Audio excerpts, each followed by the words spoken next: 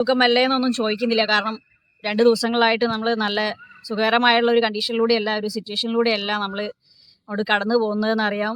എന്താണ് തീരെ പ്രതീക്ഷിക്കാത്ത ഒരു തിരിച്ചടിയായിപ്പോയി. പെഹൽഗാം അറ്റാക്കിനെ പറ്റിയിട്ടാണ് ഞാൻ പറയുന്നത്. അപ്പം എന്താ പറയാ, നമുക്ക് വരെ ആരെയും മരിച്ചവരും ആരെയും നമുക്ക് പേഴ്സണലി ഒന്നും അറിയില്ല. പക്ഷെ എന്താണ് ഒക്കെ നമ്മളെ സഹോദരന്മാർ തന്നെയാണ്. കാണുമ്പോൾ ഭയങ്കര സങ്കടം തോന്നിയിട്ടുണ്ട്. എന്താണ് അവരെ ബന്ധുക്കളെയൊക്കെ ഒന്ന് സിറ്റുവേഷൻ ആലോചിക്കുമ്പോൾ ഭയങ്കര സങ്കടം തോന്നിയിട്ടുണ്ട്. പിന്നെ എന്താന്ന് വെച്ച് കഴിഞ്ഞാല് ഈ ചേച്ചീന്റെ അച്ഛനാണ് മരിച്ചത്.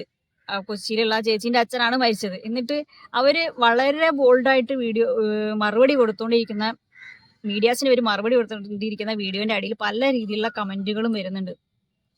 എന്താ പറയുന്നത്, അവരച്ഛനാണ് മരിച്ചതെന്നൊന്നും അവരോട് പറഞ്ഞു കൊടുക്കും. അപ്പൊ അവർക്ക് അറിയാത്തതിലാണ് പല ആളുകൾക്കും ഭയങ്കര സങ്കടം. അപ്പം അവരെ അച്ഛന്റെ സംസ്കാര ചടങ്ങുകളൊക്കെ നിങ്ങൾ കണ്ടിട്ടുണ്ടാവും. ആ ചേച്ചി കരഞ്ഞത് നിങ്ങൾ കണ്ടല്ലോ. അപ്പൊ നിങ്ങൾക്ക് തൃപ്തിയായല്ലോ, സമാധാനമായില്ലേ?